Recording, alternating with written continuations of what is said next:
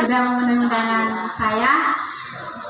Yang saya hormati kepala sekolah atau yang mewakili kepala sekolah SD Negeri 4 Bengkulu Selatan atau yang mewakili.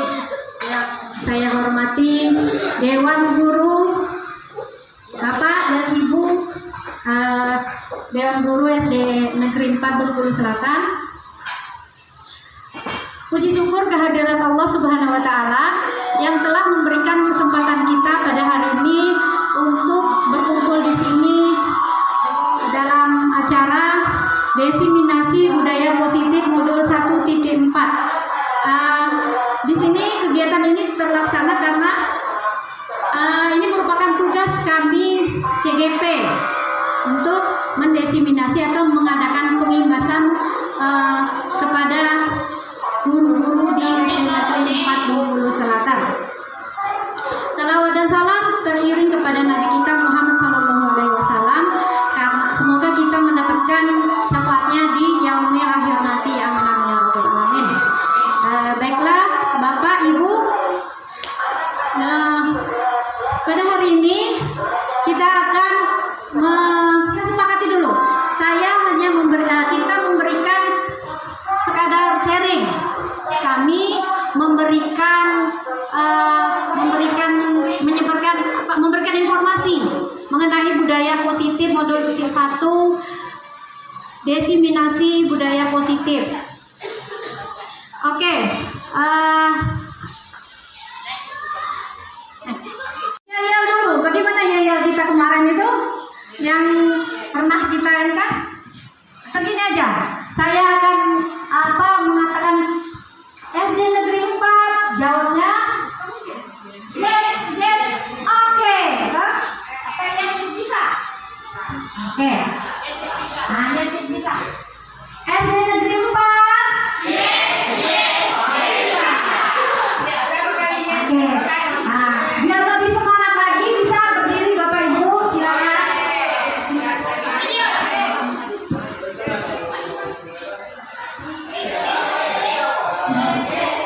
Kita ice breaking dulu.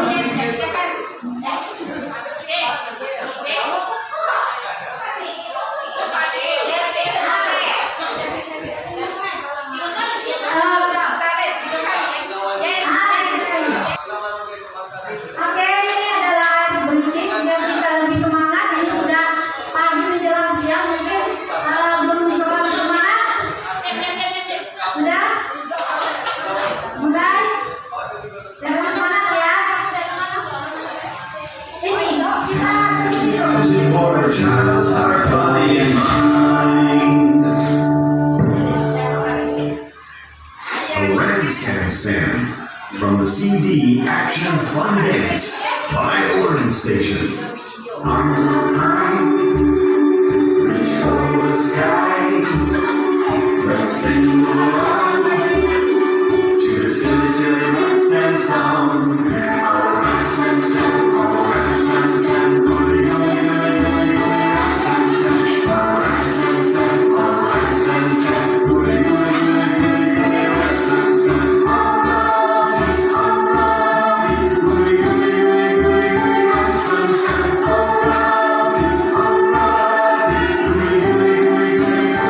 Sam song, arms up high, reach for the sky.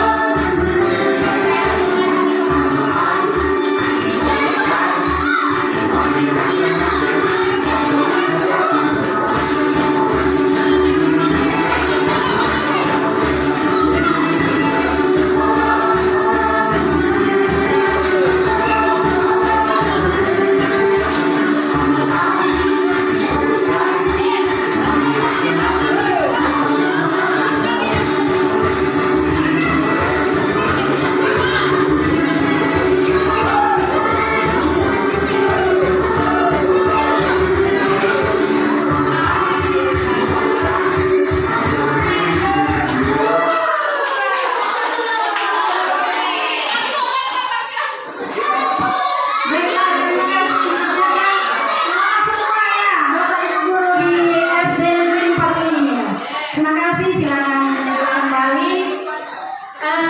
Ini salah satu ice breaking yang bisa diberikan kepada murid-murid kita, bisa diterapkan pada saat habis jam istirahat seperti ini, biar anak tidak ngantuk. Jadi kita bisa melakukan ice breaking yang seperti ini. Oke. Nah, sebelum kita memulai materi kita pada hari ini, di sini sudah ada pertanyaan pemantik. Nah, tadi dari awal sudah saya jelaskan, sudah kita sepakati bahwa kita di sini ada sharing. Kami memberikan informasi mengenai pengetahuan atau ilmu yang sudah kami dapat di pendidikan guru penggerak. Oke, yang pertama pertanyaan pemantiknya, Bapak dan Ibu cukup memberikan jawaban setuju atau tidak setuju. Yang pertama, apakah pemberian hukuman dapat mendisiplinkan siswa? Menurut Bapak dan Ibu apa jawabannya kira-kira? Setuju? Setuju? Setuju Bapak Ibu? Setuju. Kita simpan dulu ya jawabannya. Apa benar atau salahnya nanti. Yang kedua, apakah pemberian hadiah dapat meningkatkan prestasi siswa? Setuju atau tidak? Setuju. Oke, yang ketiga, guru harus mampu memberikan solusi bagi murid yang bermasalah. Setuju atau tidak? Setuju. Oke, yang keempat, guru berperan sebagai teman bagi murid. Setuju. Baiklah, berarti keempat pertanyaan pemantik ini jawabannya adalah setuju ya Bapak Ibu. Baiklah, nanti seiring perjalanan waktu saya akan menjelaskan materi budaya positif ini, otomatis akan terjawab dengan sendirinya nanti ya pertanyaan keempat-empatnya ini.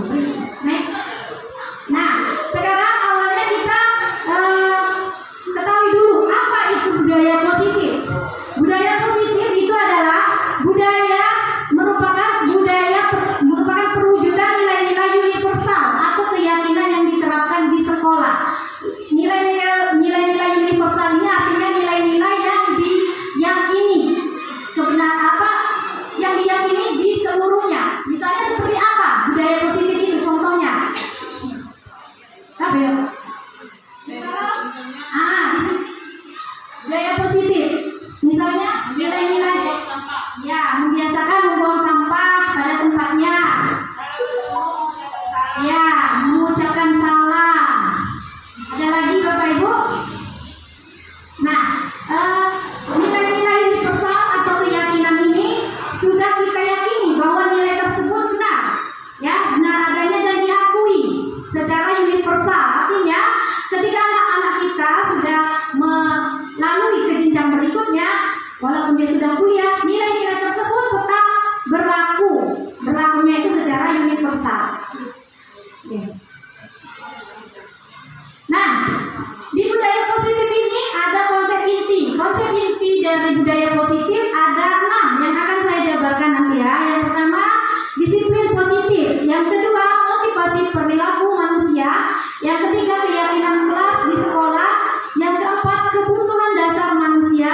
Yang kelima, posisi kontrol kita sebagai guru. Dan yang keenam, segitiga restitusi. Kira-kira di antara keenam ini yang Bapak Ibu baru mendengarnya itu yang mana?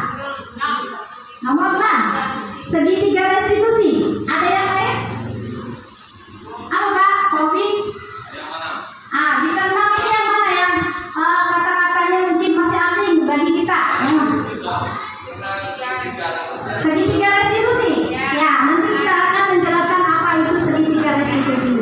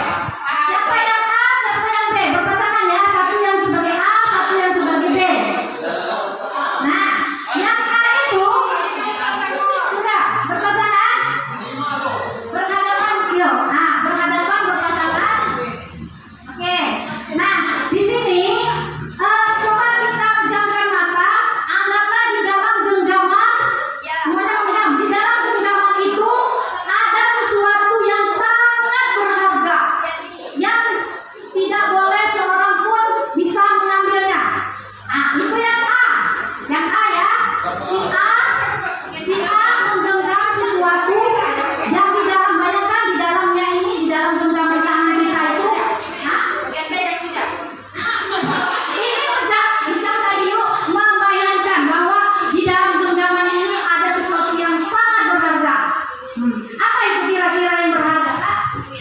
Misal apa, Pak? Duit atau apa? Sesuatu yang sangat berharga, nilai sekali bagi si A ini tadi. Tidak boleh seorang pun bisa mengambilnya kecuali atas izin kita sendiri. Apa? Bekerja. Sertifikat rumah, iya. Pokoknya yang sangat berharga ya, Pak. Oke, sebentar. Sartina.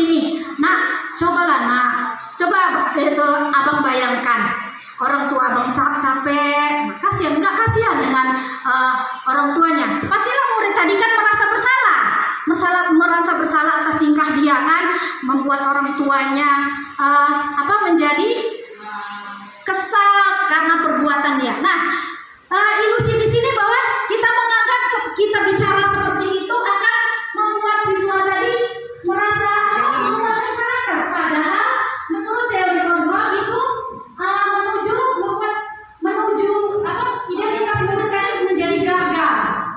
Bagaimana identitas gagal? Identitas gagal itu murid tadi akan merasa sangat bersalah, otomatis identitas dirinya akan gagal. Kemudian yang berikutnya yang keempat, ilusi bahwa orang dewasa memiliki hak untuk memaksa. Banyak orang dewasa yang percaya bahwa mereka memiliki tanggung jawab untuk membuat murid-murid berbuat hal-hal tertentu. Apapun yang dilakukan dapat diterima selama ada sebuah kemajuan berdasarkan sebuah pengukuran kinerja. Pada saat itu pula orang dewasa akan menyadari bahwa perilaku pemaksaan tidak akan efektif untuk jangka waktu panjang dan sebuah hubungan permusuhan akan terbentuk. Di sini contohnya adalah ketika kita, nah ini contohnya ketika kita memaksa murid untuk menuruti keinginan kita. Memang itu terlaksana, murid akan menurut. Ya seperti teori kontrol tadi, kita lah yang mengontrol itu murid membiarkan dirinya mengontrol diri. Tapi itu tidak berlaku jangka panjang. Itu karena dia takut kepada gurunya, otomatis dia bergantung kepada gurunya dan permusuhan akan terbentuk. Akhirnya dia akan mungkin memiliki rasa benci dengan guru tadi.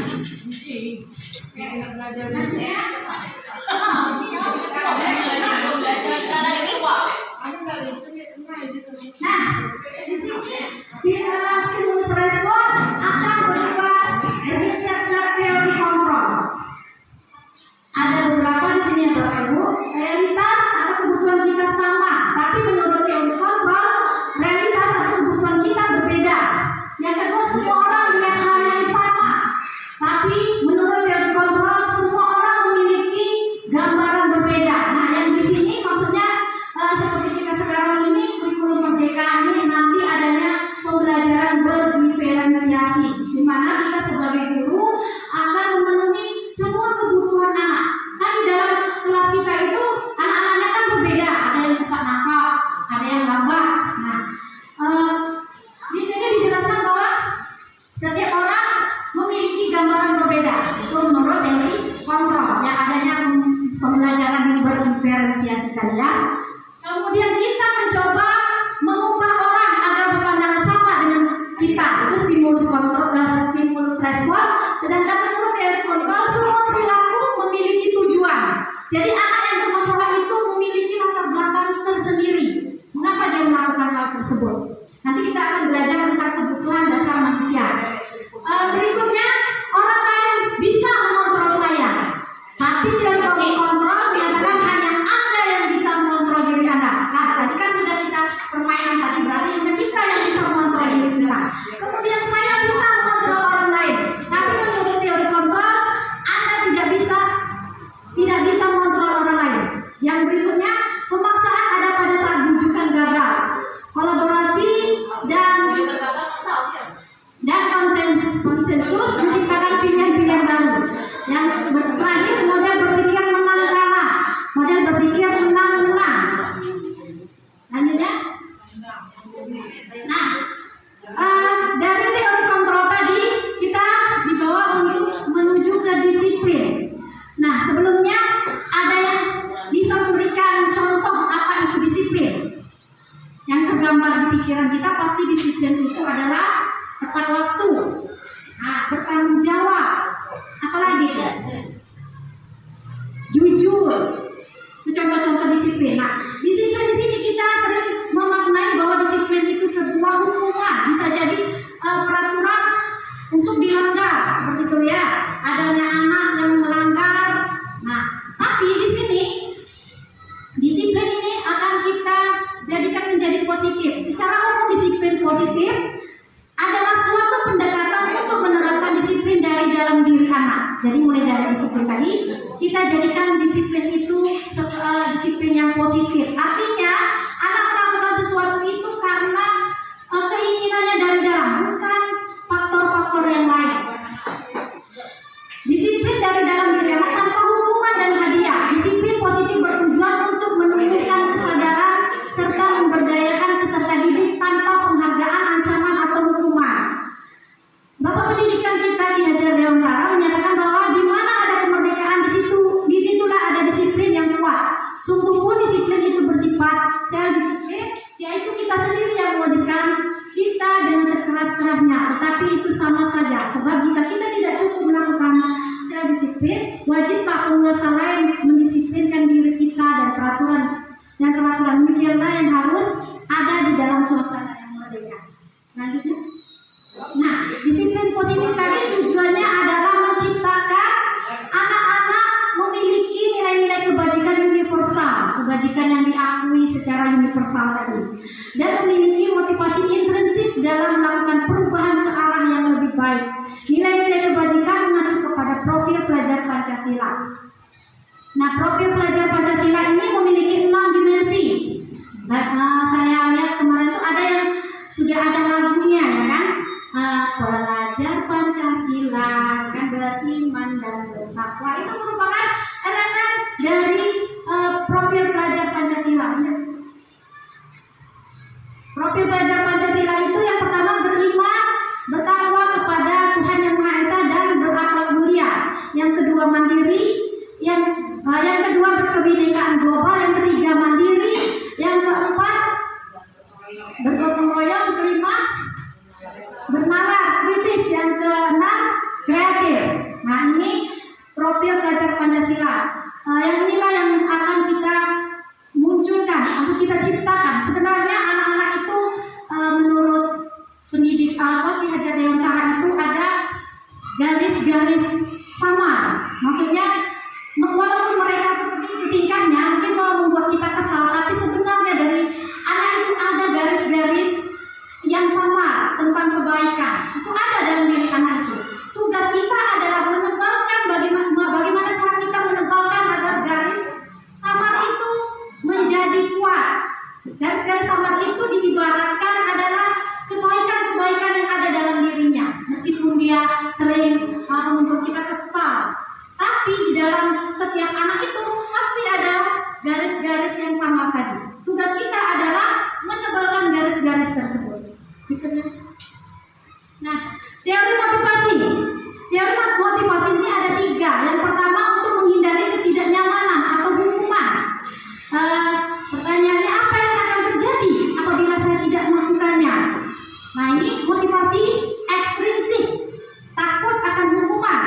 Yang kedua, untuk mendapatkan imbalan dari orang lain atau institusi. Apa sih yang akan saya dapatkan apabila saya melakukannya? Nah, kita tuh mengharapkan imbalan, kan? Nah, itu juga dari motivasi ekstrinsik. Yang ketiga, untuk menghargai diri sendiri. Nah, yang inilah yang perlu kita wujudkan kepada anak-anak kita, yaitu motivasi dari dalam diri kita sendiri. Saya akan menjadi orang yang seperti apabila saya melakukannya. Nah, motivasi seperti inilah yang harus kita munculkan, ciptakan kepada anak-anak didik kita semuanya. Ikut. Next. Ini motivasi dari dalam diri atau intrinsik, ya, saat seorang anak belajar untuk pertama kali menggabungkan huruf dan kata-kata.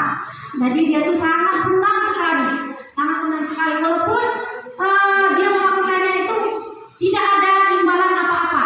Dia melakukannya dari diri dia sendiri. Jadi akan nampak lain bedanya dengan motivasi dari luar tadi. Berikutnya. Nah, ini perbedaan hukuman dan konsekuensi. Nah, Bapak Ibu, apakah sudah tahu perbedaan hukuman dan konsekuensi? Oke, sekarang kita jawab ya pertanyaan yang pertama. Kita lihat pertanyaan pertama.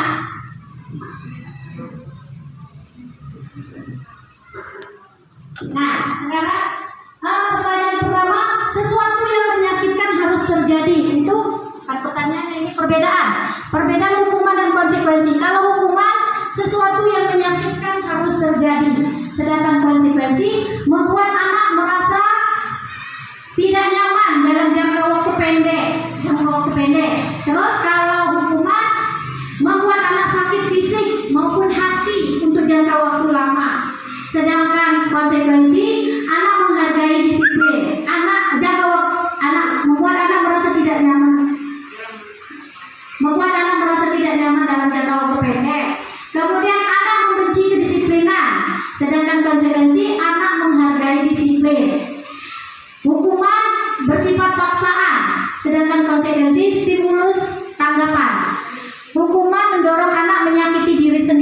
sedangkan konsekuensi mendorong anak agar mudah menyesuaikan diri.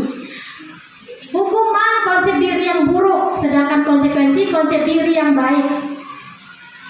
Kemudian hukuman marah, rasa bersalah, dipermalukan, merasa tak dihargai, sedangkan konsekuensi kehilangan hak, dibuat tidak nyaman, diasingkan untuk sementara waktu, jadi tidak jangka panjang. Hukuman dan penghargaan. Nah, ini ada contoh.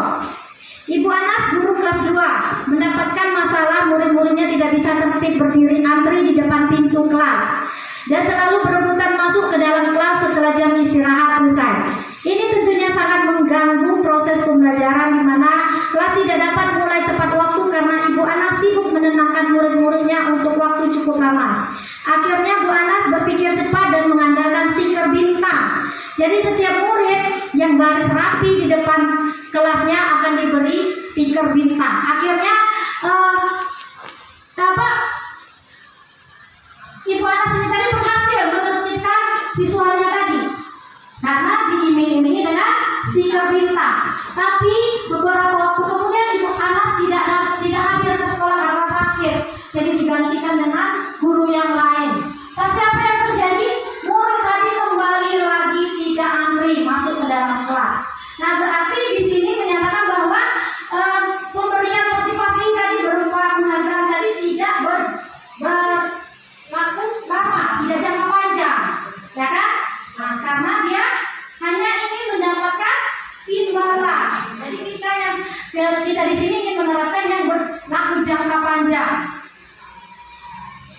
Oke.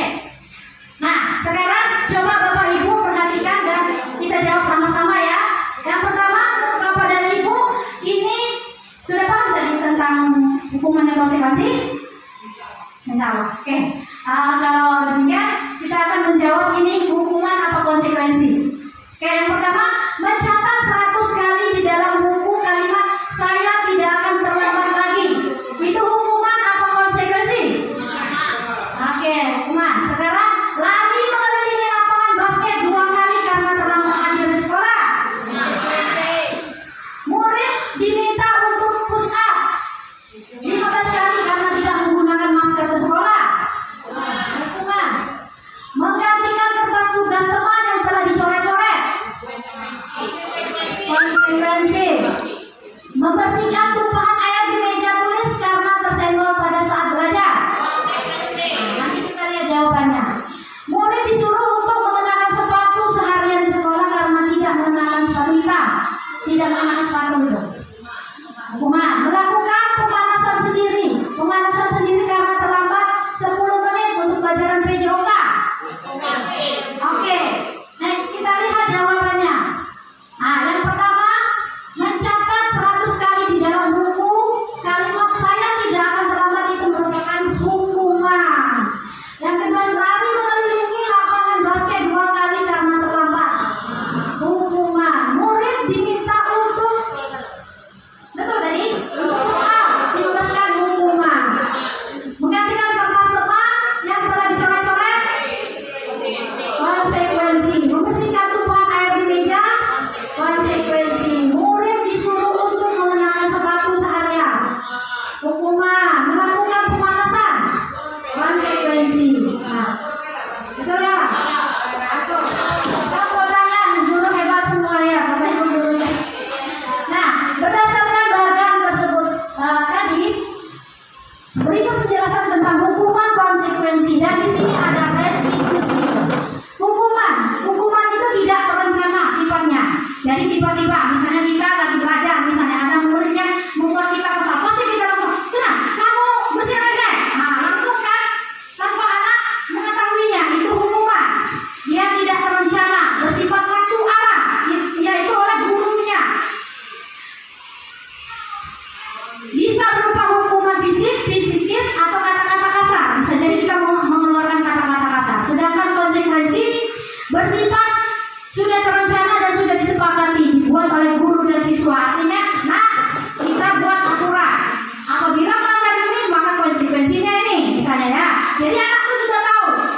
aku diterapkan, pasti aku perlu dihukum itu, hukuman konsekuensial itu. Nah, berarti dia tuh sudah tahu konsekuensinya dari kesalahan yang dia lakukan. Sedangkan restitusi, proses menciptakan bagi murid untuk memperbaiki kesalahan mereka sehingga mereka bisa kembali dengan kelompok mereka dengan karakter yang kuat. Di sini nanti adanya segitiga restitusi. Nah, segitiga restitusi ini sudah saya cobakan di kelas saya sendiri untuk mengatasi permasalahan anak murid saya. Dan memang benar, ada timbul anak dari dalam dirinya motivasi intrinsik. Apa itu restitusi? Restitusi adalah proses menciptakan kondisi bagi murid untuk memperbaiki kesalahan mereka sehingga mereka bisa kembali pada kelompok mereka dengan karakter yang lebih kuat. Restitusi juga merupakan proses kolaboratif yang mengajarkan murid untuk mencari solusi untuk masalah mereka dan membantu murid berpikir tentang orang seperti apa yang mereka ingin menjadi, apa tujuan mulia dan bagaimana mereka harus memperlakukan orang lain menurut dosen. Nah, restitusi di sini adalah proses menciptakan kondisi bagi murid untuk memperbaiki kesalahannya. Tujuannya membantu murid menuju disiplin positif dan membantu memulihkannya dari berbuat salah. Perbedaan hukuman, konsekuensi dan restitusi. Contohnya, siswa tidak pernah mengerjakan PR. Ini pada siswa yang berulang kali tidak mengerjakan PR. Hukuman, guru menghukum siswa tersebut hormat bendera selama 10 menit.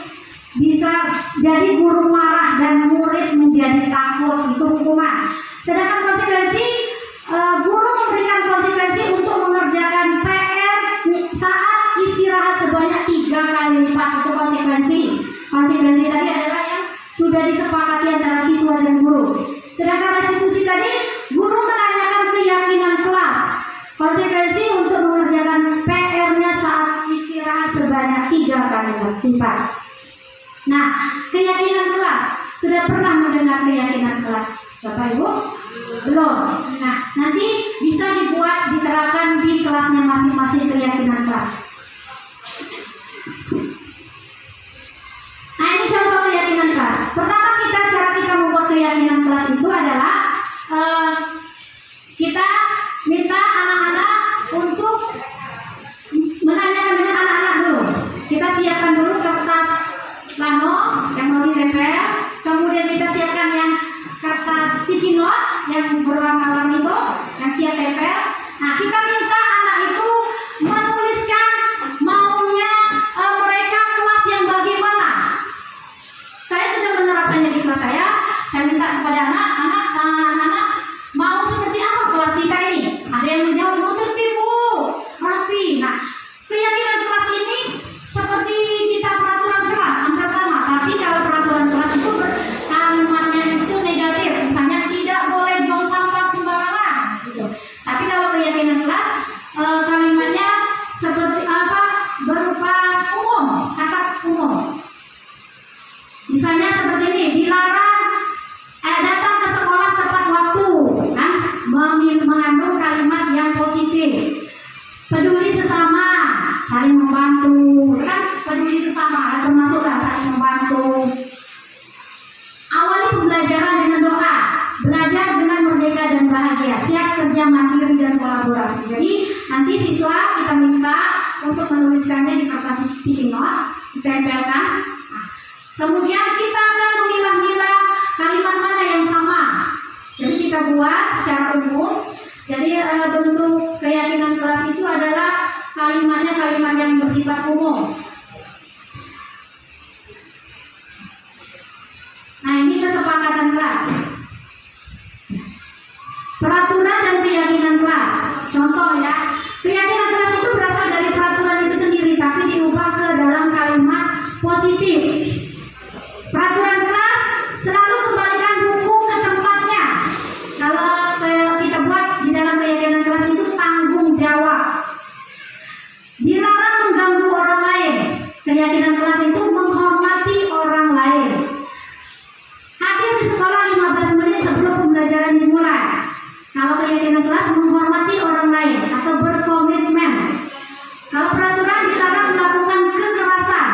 keyakinan kelas, keselamatan, menghormati orang lain.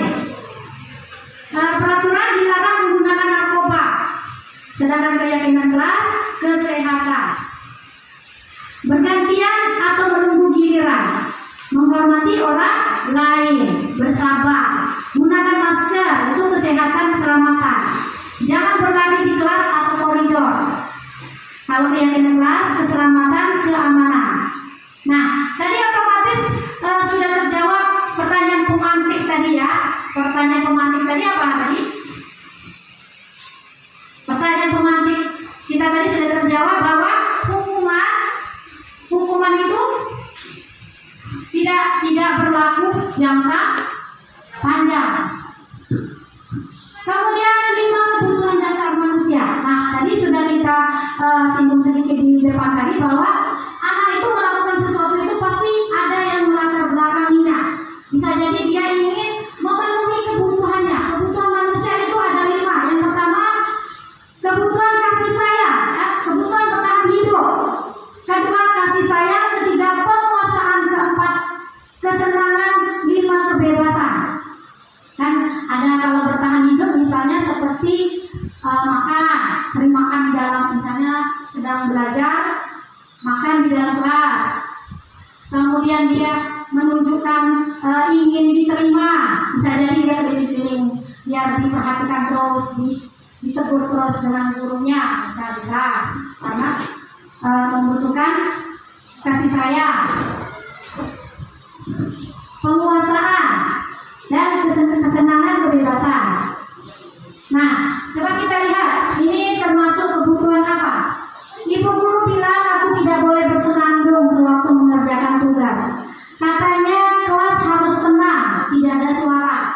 Padahal kan aku suka dan senang menyanyi. Kira-kira ini kebutuhan apa ini yang ingin dipenuhinya? Kebutuhan apa? Dari 5 kebutuhan apa, Bu? Ketenangan. Dari siswa tadi menyanyi, tapi gurunya tidak melarangnya. Jadi siswa tadi ingin memenuhi kebutuhannya berupa apa? Tadi kan ada 5 kebutuhannya tadi. Apa kira-kira? Kasih sayang, perhatian. Kesenangan. Ya, kesenangan ya. Dia ingin memenuhi kebutuhannya berupa kesenangan. Kemudian ibu guru tidak menyapaku hari ini, padahal aku pakai jepit rambut baru. Nah, itu kebutuhan apa itu? Iya, perhatian, merasa diterima. Ya, berikutnya aku bosan, masa belajarnya cuma gitu-gitu aja dengan ibu guru aja. Nah, itu kebutuhan apa itu? Kebutuhan apa? Termasuk kebutuhan apa dari 5 kebutuhan tadi? Hah? MPO. Dari 5 tadi, kebebasan ya butuh kebebasan, maka kita bisa membuat bervariasi pembelajaran yang keluar misalnya. Kalau ada yang bosan kan, nah. Kemudian aku sebel gambarku tidak rapi, malah ibu guru menunjukin ke teman-temanku di depan kelas. Itu kebutuhan apa kira-kira? Nah, kebutuhan penguasaan. Nah, di sini ada 5 posisi kontrol. Kita dalam mengatasi anak tadi ada 5 posisi kontrol. Ada 5 posisi kontrol anak. Yang pertama sebagai penghukum, yang kedua sebagai pemberi rasa bersalah, yang ketiga sebagai teman, yang keempat sebagai pemantau, dan yang kelima sebagai manajer. Di antara kelima-limanya ini yang paling tepat kira-kira yang mana? Sebagai manajer ya. Artinya sebagai penghukum tadi murid menjadi takut. Nah, di sini kita bisa lihat yang pertama sebagai penghukum.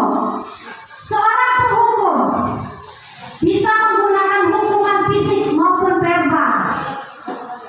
Orang-orang yang menjalankan posisi penghukum senantiasa mengatakan bahwa sekolah memerlukan sistem atau alat yang dapat lebih menekan murid-murid lebih dalam.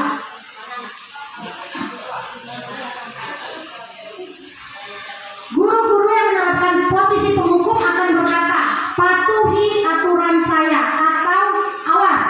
Kan sering kita seperti itu, awas mungkin.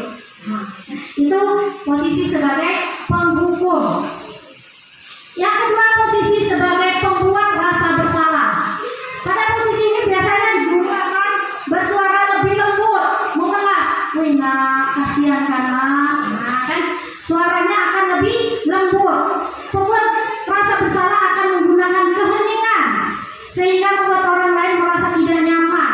Jadi si murid yang dimarah tadi akan merasa, salahnya. Nah, kan? Jadi seperti itu. Kata-kata yang keluar dengan lembut akan seperti, ibu sangat kecewa sekali dengan kamu. Berapa kali Bapak harus memberitahu kamu ya? Gimana coba kalau orang tua kamu, gimana coba kalau orang tua kamu tahu kamu berbuat begini? Nah, itu pemberi rasa bersalah. Di posisi ini murid akan memiliki penilaian diri yang buruk tentang diri mereka.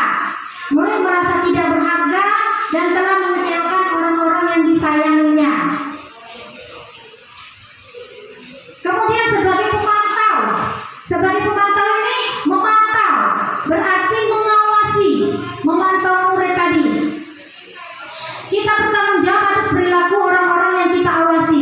Posisi pemantau berdasarkan pada peraturan-peraturan dan konsekuensi. Dengan menggunakan sanksi atau konsekuensi, kita dapat memisahkan hubungan pribadi kita dengan murid. Sebagai seorang yang menjalankan posisi pemantau, pertanyaan yang ditujukan seorang pemantau adalah, nah misalnya murid kita melakukan kesalahan, peraturannya apa? Ayo, apa yang telah kamu lakukan? Sanksi atau konsekuensinya apa? Kamu tahu konsekuensinya apa? Misalnya muridnya melakukan kesalahan. Seorang pemantau sangat mengandalkan penghitungan, catatan data yang dapat digunakan sebagai bukti atas perilaku seseorang. Posisi ini akan menggunakan stiker, slip chart, daftar cek. Posisi pemantau sendiri berawal dari teori stimulus respon yang menunjukkan tanggung jawab dalam mengontrol murid. Nah, tadi kita bingung dengan segitiga restitusi tadi kan? Nah, segitiga restitusi ini langkah-langkahnya seperti ini. Yang pertama, menstabilkan identitas. Kemarin misalnya ada contoh murid kita, kalau di kelas saya kemarin itu ada melempar temannya dengan batu. Nah, dia akan bermain kejar-kejaran, kemudian teman yang lari ini yang meminta dia untuk mengejar. Tapi karena yang mengejar ini capek, akhirnya teman yang lari tadi tidak berhenti, dia yang mengejar yang capek, dia lemparnya temannya tadi dengan batu, kena di kaki. Nah, ini pertama cara merestitusinya yaitu menstabilkan identitas. Teori kontrol menyatakan kita semua akan melakukan hal terbaik yang bisa kita lakukan. Yang kedua, validasi tindakan yang salah. Semua perilaku memiliki alasan. Nah, misalnya kita panggil dulu. Tahu nak kenapa ibu memanggil? Tahu bu, misalnya. Kenapa? Apa kesalahan yang dibuat? Saya melempar teman dengan batu. Bagaimana ceritanya? Biarkan dulu anak bercerita. Kemudian kita stabilkan identitasnya. Oh, ibu manggil ke sini bukan ingin mencari kesalahan atau ingin menghukumkan. Nah, kita stabilkan dulu identitasnya yang awalnya dia takut karena sudah melakukan kesalahan. Kita stabilkan dulu, kita tenangkan dulu dia. Setelah itu baru kita lanjutkan ke tahap selanjutnya yaitu validasi tindakan yang salah. Nah, kita tanya, kira-kira menurut kamu bagaimana perbuatan kamu tadi? Apakah melanggar keyakinan kelas yang sudah kita buat? Pasti dia akan berpikir, apa? Kita bantu keyakinan kelas seperti apa yang sudah kita sepakati kemarin? Sebelumnya kita membuat keyakinan kelas dulu. Apa keyakinan kelas? Ini menyayangi, kan? Pasti yang seperti itu anak tuh akan otomatis berpikir sendiri menyayangi temanmu. Nah, berarti sudah melanggar tidak? Kita tanya, sudah bu? Dia kan merasa dari dalam dirinya sendiri. Bukan kita yang membuat dia memunculkan seperti itu. Bukan karena dia takut sama kita, tapi dia sendiri yang merasa bersalah. Ya bu, sudah melanggar. Melanggar yang mana? melanggar yaitu menyakiti teman. Nah, misalnya seperti itu. Oh, kira-kira boleh itu? Tidak, pasti dia akan menjawab seperti itu. Tidak boleh. Sebaiknya seperti apa? Ibu mau tanya, sebaiknya seperti apa? Maka dia akan menjawab, seharusnya saya tidak melakukan seperti itu. Saya harus menyayangi teman. Kita bantu dia. Nah, solusinya bagaimana? Nah, yang mencari solusi ini adalah dia sendiri. Yang ketiga yaitu menanyakan keyakinan. Nah, tadi menanyakan keyakinan sudah ya. Menanyakan keyakinan ini, kalau tadi di pertanyaan pemantik tadi guru yang memberikan solusi ya, tapi ternyata kita hanya membantu, bukan memberikan solusi. Kita membantu dia mencari solusinya sendiri. Di pertanyaan pemantik tadi Bapak Ibu menjawab ya, padahal bukan guru yang mencari solusi. Itu adalah murid itu sendiri. Kita hanya membantu. Bagaimana caranya? Setelah kita validasi tindakan salah tadi, dia sudah merasa salah, maka kita tanyakan kembali. Nah, kira-kira solusinya bagaimana terhadap kesalahan yang kamu lakukan ini? Pasti dia akan menjawab, saya akan meminta maaf Bu. Nah, itu keluar dari dirinya sendiri, meminta maaf Bu. Oke, meminta maaf. Selanjutnya bagaimana? Apakah boleh kita melakukan terus seperti ini? Dia akan menjawab, tidak Bu, tidak akan lagi saya melakukan ini. Jadi dia sendiri yang menemukan solusi atas permasalahannya. Kita hanya membantu dia menemukan solusi dari permasalahannya. Itulah yang dikatakan segitiga restitusi. Nah, ini 5 posisi kontrol. 5 posisi kontrol tadi sebagai guru, sebagai penghukum menghasilkan identitas gagal. Sebagai penghukum menjadikan identitas gagal, membuat orang merasa bersalah juga identitas gagal, menghasilkan identitas gagal. Sedangkan identitas berhasil dan sukses adalah sebagai teman, pemantau, dan manajer. Tapi sebagai teman ini bisa menyebabkan anak terlalu bergantung kepada gurunya, dan dia akan kecewa ketika kita tidak lagi memposisikan kita sebagai teman. Ini kelemahan sebagai teman tadi. Sedangkan sebagai manajer, nah itu tadi seperti segitiga restitusi tadi. Kita sebagai manajer, kita inikan anak tadi, adanya segitiga restitusi tadi. Yang pertama validasi, menstabilkan identitas, validasi tindakan yang salah, dan yang ketiga menanyakan keyakinan kelas. Berikutnya, ini cara-cara menstabilkan kelas tadi ya, menstabilkan identitas. Berbuat salah itu tidak apa-apa. Bisa kita pada saat menstabilkan identitas pada anak, bisa kita bikin berbuat salah itu tidak apa-apa nak. Semua orang memang pernah melakukan kesalahan. Biar dia stabil lagi, stabil lagi perasaannya. Yang tadi itu awalnya merasa bersalah, dia akan stabil. Setiap orang itu pernah berbuat salah. Tidak ada manusia yang sempurna. Saya juga pernah melakukan kesalahan seperti itu. Kita bisa menyelesaikan ini. Bapak atau Ibu tidak tertarik mencari siapa yang salah, tapi Bapak Ibu ingin mencari solusi dari permasalahan ini. Kamu berhak merasa begitu. Apakah kamu sedang menjadi teman yang baik buat dirimu? Bisa jadi kita tanyakan seperti itu. Apakah kamu sudah menjadi teman yang baik dengan melakukan melempar teman tadi? Pasti dia akan menjawab tidak, karena dia merasa tidak nyaman. Validasi tindakan bisa seperti ini ucapannya, kata-katanya. Padahal kamu bisa melakukan yang lebih buruk dari ini ya. Misalnya temannya bertengkar. Kamu apa kan tadi? Aku lempar kok. Nah, sebenarnya terima kasih kamu tidak melakukan hal yang lebih buruk lagi. Kamu pasti punya alasan mengapa melakukan hal itu. Nah, pasti dia akan mengatakan alasannya. Kamu patut bangga pada dirimu sendiri karena kamu telah melindungi sesuatu yang penting buatmu. Kamu boleh mempertahankan sikap itu, tapi kamu harus menambahkan sikap yang baru. Nah, berikutnya menanyakan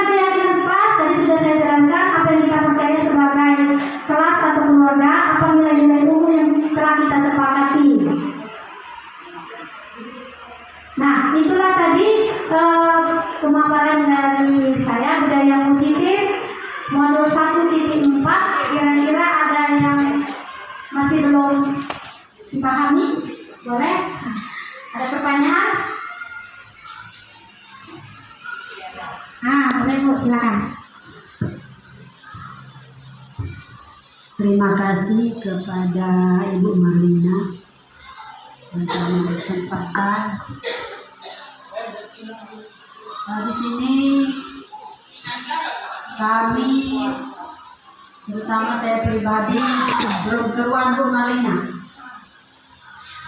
Dari apa yang dijelaskan tadi, mungkin sedikitlah keruan, yang lain belum keruan. Dengan itu, kami ingin bertanya.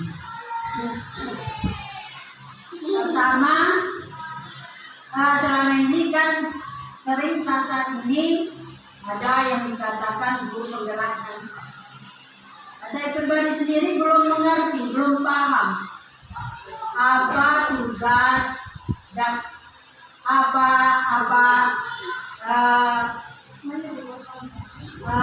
itu ya tujuannya.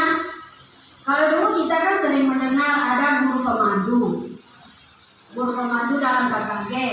Kami sudah tahu itu tugasnya dia memandu apabila ada kegiatan KKG.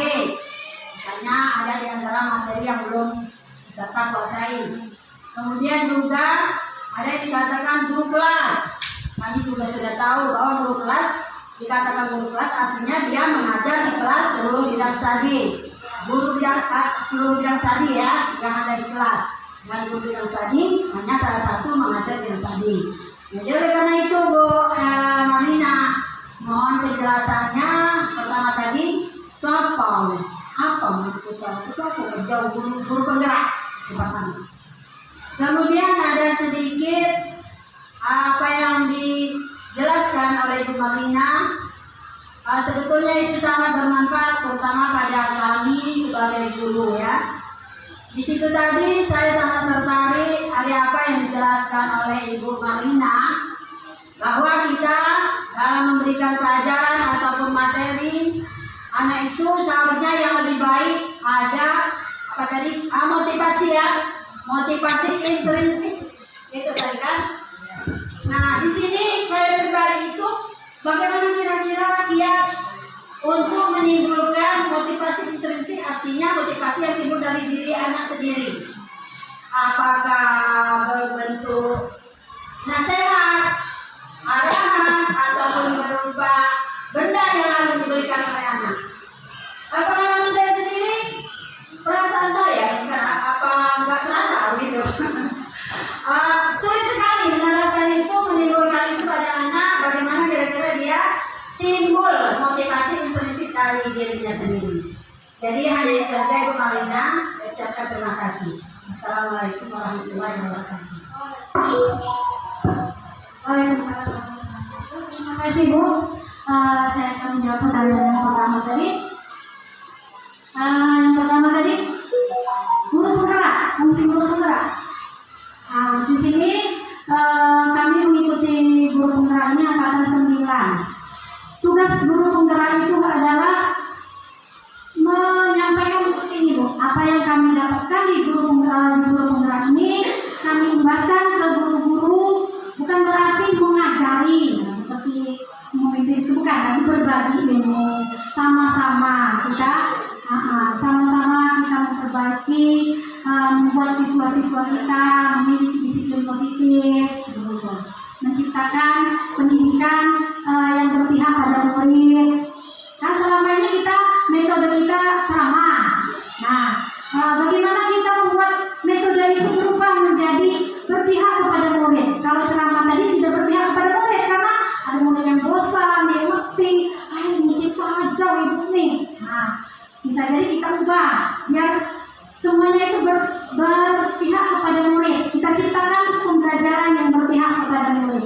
Nah, tugas kami di sini yaitu mempelajari itu di pendidikan guru penggerak, kemudian kami mengimbaskannya mengajari dengan berbagi praktik baik.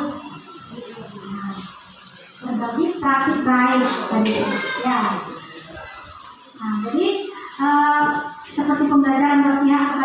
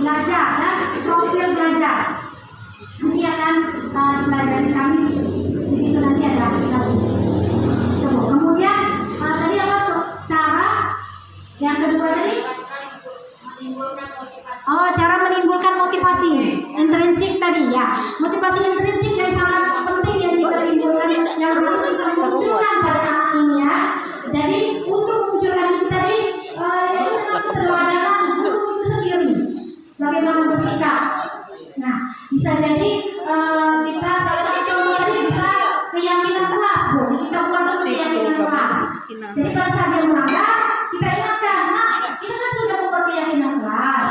Gitu. Kemudian kita terapkan juga. Kalau belajar di CGP itu dulu, mulai dari diri sendiri dulu. Nah, nanti anak akan melihat, oh itu kami itu. Nah, jadi kan dia akan mencontoh, memberi keteladanan. Kemudian ya itu tadi kita menerapkan disiplin positif kepada anak-anak tadi. Bisa dengan pembiasaan bisa. Mungkin itu saja. Ada yang mau bertanya lagi?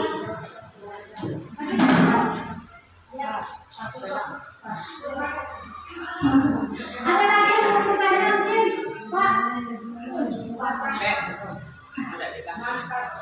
Ada bertanya? Maju deh. Mungkin kalau ada yang mau bertanya boleh. Cara membuat keyakinan kelas nanti bisa diterima keyakinan Bekas kelasnya. rokok.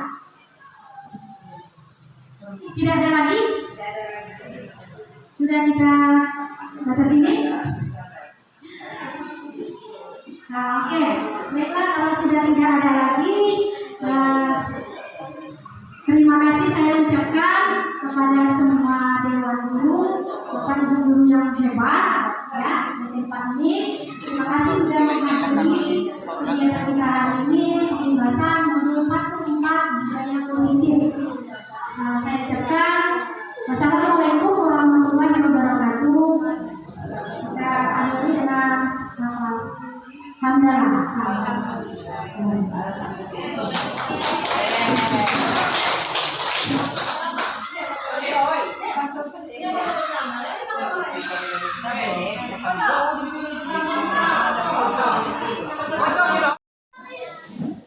Assalamualaikum warahmatullahi wabarakatuh.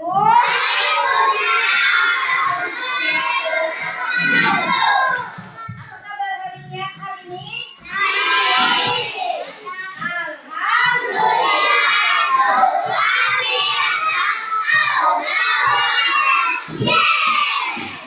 Anda 1B, hari ini kita akan membuat keyakinan kelas. Keyakinan kelas itu adalah yang kita yakini di dalam kelas ini. Kira-kira kalian ingin kelasnya seperti apa? Kelasnya bersih. Apa lagi? Bersih, saling menolong. Bersih. Oke, Ibu akan membagikan ini namanya kertas bukan origami ini adalah sticky note. Kalian buat, kalian tuliskan di sini keyakinan kelas seperti apa maunya kelas ini. Oke? Oke, Ibu akan membagikan ya.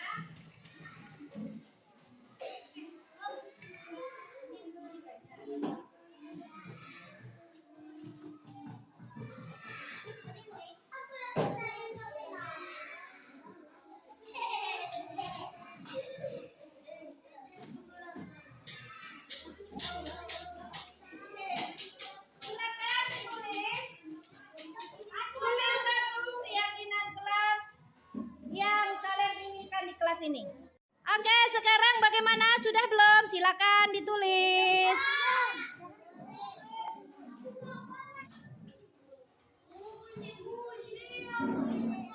Tulislah seperti apa maunya kelasnya.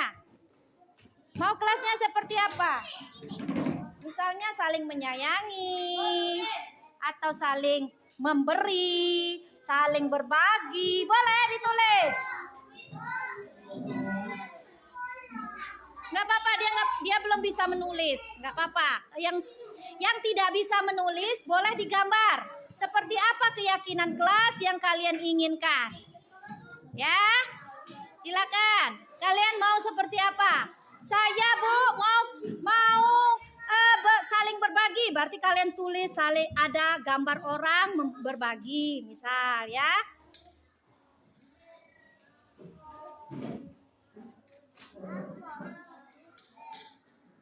Sudah? Oke, yang sudah selesai tempelkan di sini. Silakan tempelkan.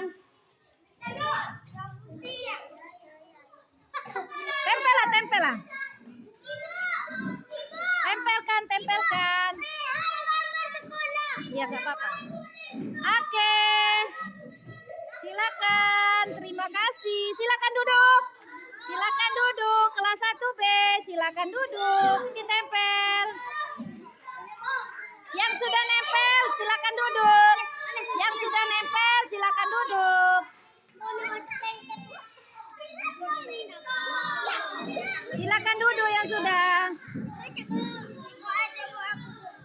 Nah, silakan. Silakan.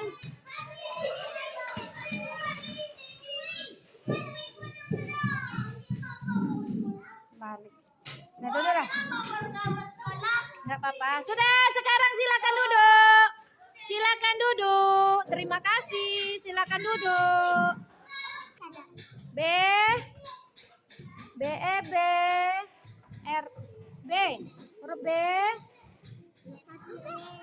Buat R. R. Ke bawah guys. Ini. R. Ya. S. S. Ini belum tadi. S. I. I. H. H. H. Itu A. H ini. Ya, sudah, tempel lah. Tempel di situ. Kan ditempel Haki, taruh tempel sini. Ya, silakan, terima kasih. Oke, kita baca keyakinan kelas yang sudah kita buat tadi. Ada bersih, ada rapi, tertib, bersih, rapi, tolong menolong. Kemudian harus berteman, membuang sampah pada tempatnya, saling tolong. Ya, mana lagi ya? Kelas bersih, kelas aman, kelas rapi. Oke, nanti keyakinan kelas ini akan Ibu tulis kembali apa-apa yang sudah kalian buat di sini dan akan kita tempel di kelas kita. Semuanya harus mematuhi keyakinan kelas yang sudah kita sepakati. Sekarang kita sepakati dulu. Kelasnya, temannya ada memberikan pendapat kelas yang bersih. Sepakat? Sepakat semua? Iya, sepakat. Kelas yang rapi. Sepakat? Iya, sepakat. Saling tolong menolong? Iya. Oke, semuanya sudah kita sepakati. Kelas kita nanti kesepakatannya ada keyakinan kelasnya. Apa tadi? Rapi. Kemudian bersih. Apa lagi? Tertib. Tolong menolong. Buang sampah pada tempatnya. Menghormati teman. Iya, tolong menolong. Itulah keyakinan kelas 1B. Ya, inilah keyakinan kelas kita. Kelasnya bersih, rapi, aman, menjaga keselamatan, saling menolong, saling berbagi, tertib, dan pintar. Oke, sudah kita buat ya, sudah kita buat keyakinan kelas, sudah buat kesepakatan kelas. Terima kasih. Assalamualaikum warahmatullahi wabarakatuh.